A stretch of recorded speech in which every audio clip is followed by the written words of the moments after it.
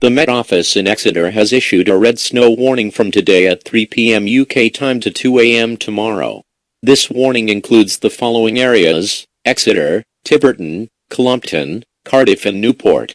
Please do not travel and stay indoors as the conditions will be blizzards as the easterly wind takes the snow everywhere. I repeat, do not travel. The Met Office in Exeter has issued a red snow warning for Exeter, Tiverton, Clumpton, Cardiff and Newport.